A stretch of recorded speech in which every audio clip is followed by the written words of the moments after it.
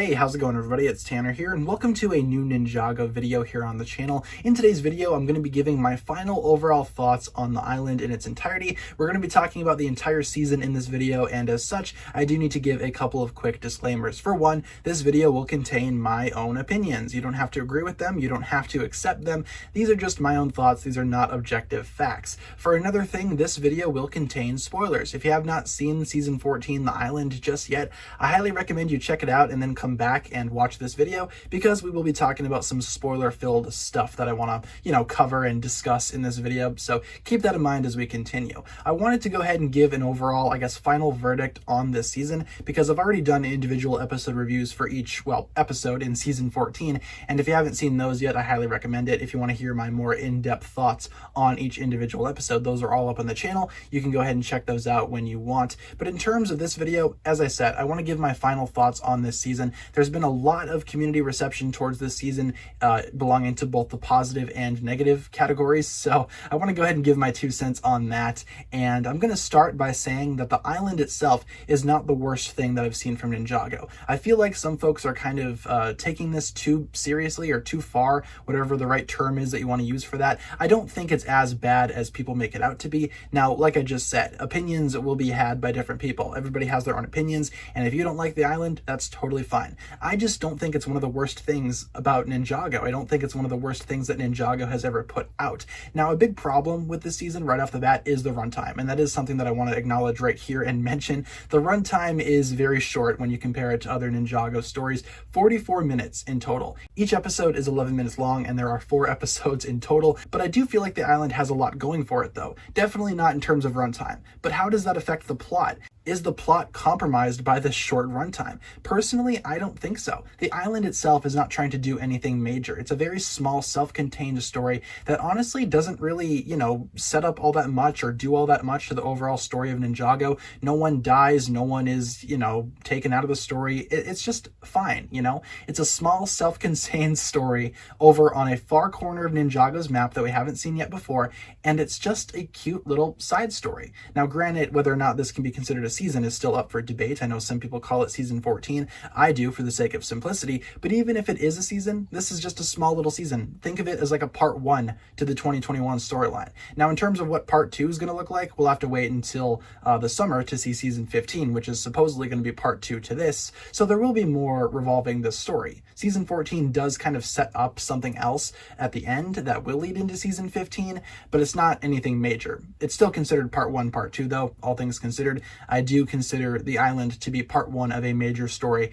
and part 2 will be the summertime season 15, if you will. But in terms of the plot, like I said, very self-contained, not a whole lot going on. It's not going to affect the mainline story of Ninjago. You could basically take the island away and it really wouldn't have any effect on the overall story, but I still thought it was a lot of fun. It's a lot of fun to sit through and watch, even if it is very small in terms of episode count and runtime. For another thing, let's talk about the ninja. The ninja in this season are very fun to watch. They all have their same personalities, obviously, as the older seasons, and they're all present and they're all here. Nobody gets excluded, no one gets left behind. All 6 ninja are teamed up together. The main focus is on Lloyd, obviously, because he is, I guess, the focus ninja, but I would argue that there really isn't a focus character. I can tell that Ninjago wanted to make the island a focus story solely for Lloyd, but the only thing that Lloyd does individually in this season is he kind of just goes off on his own and stages his own rescue mission to take back the ninja. And that's about it. It's only like a 5-minute long sequence, and it's not all that long, again, because this season is very short in terms of runtime,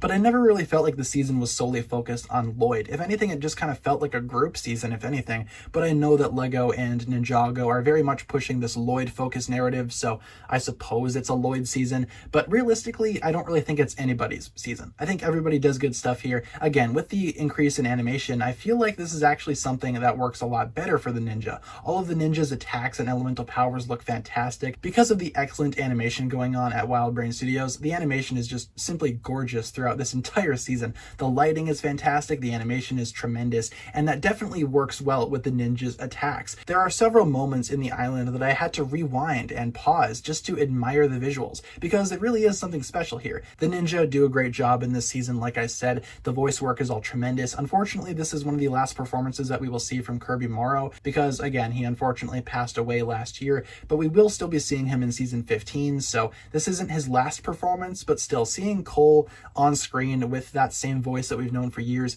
it was kind of heartbreaking. On a side note, I also enjoy how the actual season itself is dedicated to his memory. I think that's very respectful from LEGO and Ninjago's part, and to me, that's perfect. Also, let's talk about the villains. In terms of villains, we have Chief Mamatis and the rest of the Keepers. Now, these guys aren't really considered villains to me as much as they are considered, again, opponents, antagonists, whatever you want to call them. In this season, we find out that the Keepers were originally appointed to guard the amulet by the first Spinjitzu master himself, and that's always fun. It's fun to get a little bit more backstory revolving Ninjago's history, but yeah, apparently the Keepers knew the first Spinjitzu master, and they were, I guess, tasked by him to guard the amulet from Wahira. Now, Wahira is actually a threat, or as they call her in the show, Wahira. Wahira, I've heard it pronounced both different ways, but I'm just going to call it Wahira because that's how I've always pronounced it. But yeah, Wahira is kind of this looming threat kind of stationed overhead the Keepers. We get the sense that she does exist and that she is somewhat evil to an extent, but we don't really see her. We just get references and nods to her. She's mentioned a lot by name,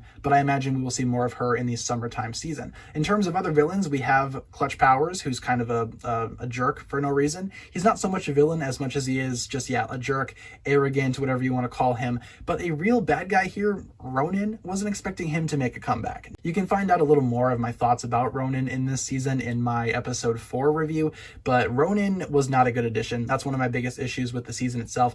Do not like Ronin in this season whatsoever. I feel like if you removed Ronin entirely and replaced him with Clutch Powers, it would have made the season 10 times better. But Ronin being a bad guy towards the end, like a surprise bad guy, no, not really enjoying that at all. I really did not like that. But the Keepers, Chief Mamatis, I thought they were done really well, especially the Chief. Gotta love Mamatis, man. His voice is tremendous. I love his voice acting a lot. I think he sounds amazing. As I said, kind of sounds a little bit like Witch Doctor from Hero Factory, if you guys know who that is. So I really enjoyed Chief Mamatis and the Keepers. Couldn't have really asked for better opponents in terms of the island. I thought they did their job well, served their purpose, and we will see more of them hopefully in season 15 as well. In terms of some other stuff about the island that I want to talk about, for one, I love Zippy. I love Twitchy Tim, the two big new characters coming in. I loved that quite a bit. I loved their dynamic with the ninja, especially Zippy. Zippy and Lloyd get along really well, as well as Lloyd and Twitchy Tim. Twitchy Tim is a very weird character.